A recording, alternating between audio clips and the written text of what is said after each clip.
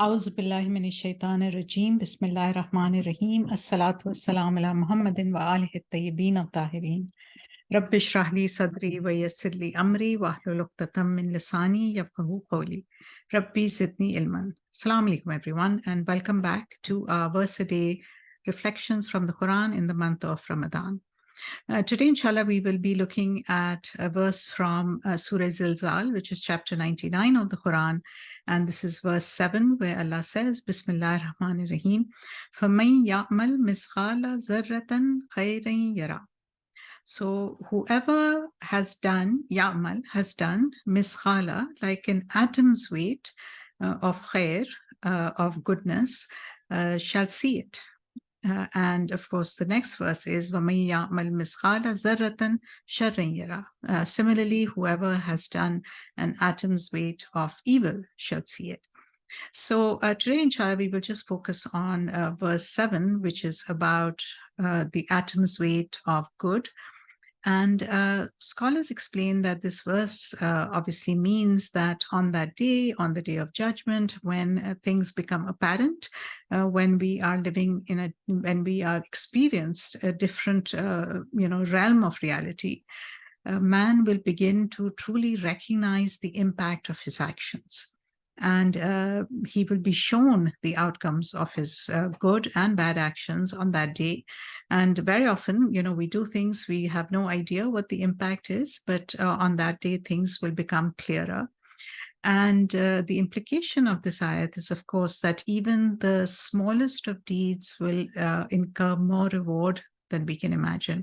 Things that are so minute that we don't pay attention to, zarra, when I reflect on the word zarra or atom, sometimes when we have a ray of light in a room which is otherwise shaded, and you can see flecks of dust, in that ray of light.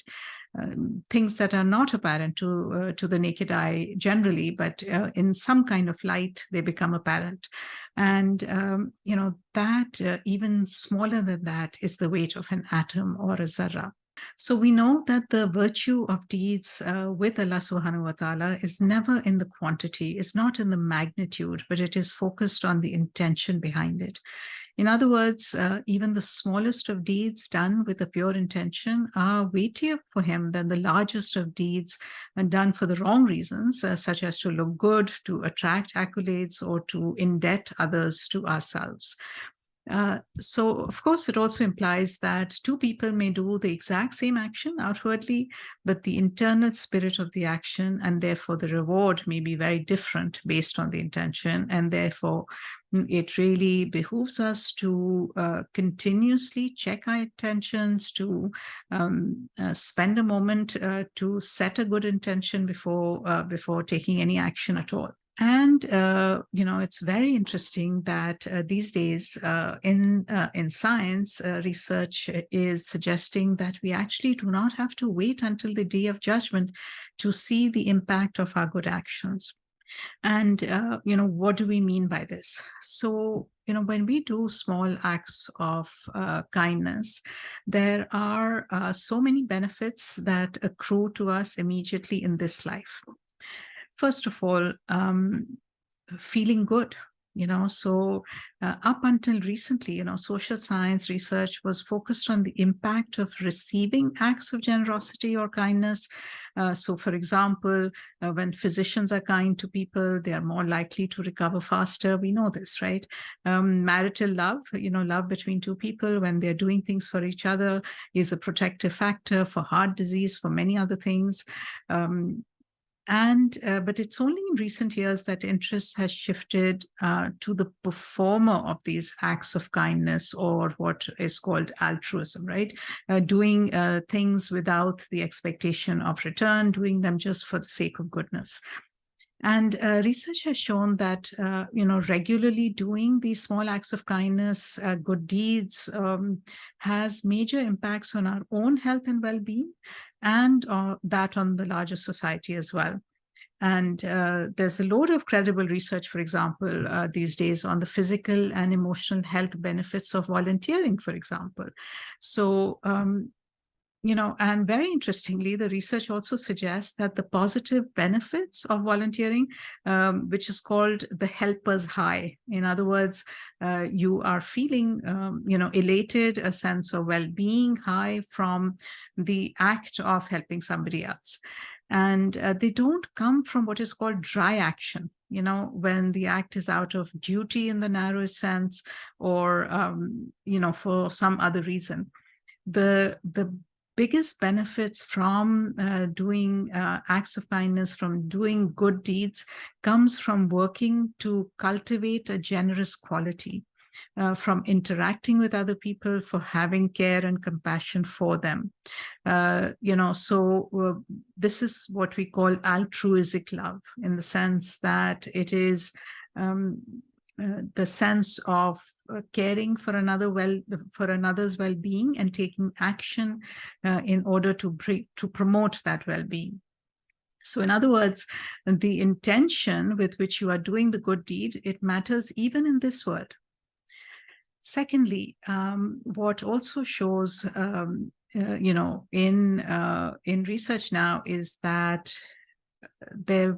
we've heard of the hormone called oxytocin, which is what is called the bonding hormone, the healing hormone. It is what mothers release while they are nursing babies, while they're connected to their babies, which promotes well-being both for the mother and baby.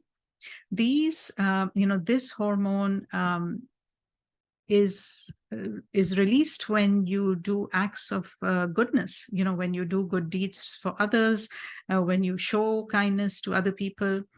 And also it starts a virtuous cycle. So when people see others doing acts of kindness, they are more likely also to follow and to do this for others as well.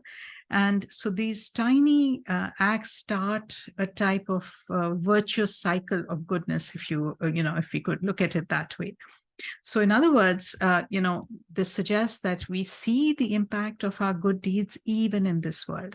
So how do we begin to inculcate a habit, of doing these small acts of goodness?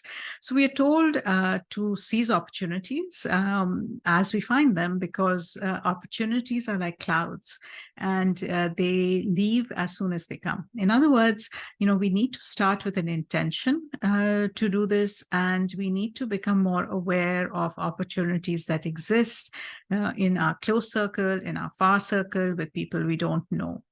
And once we start doing these small acts of kindness and small good deeds on a daily basis, on a regular basis, it's easy to make them into habits. Why? Because we get rewarded as we are doing them. We enter a state which is called the helper's high.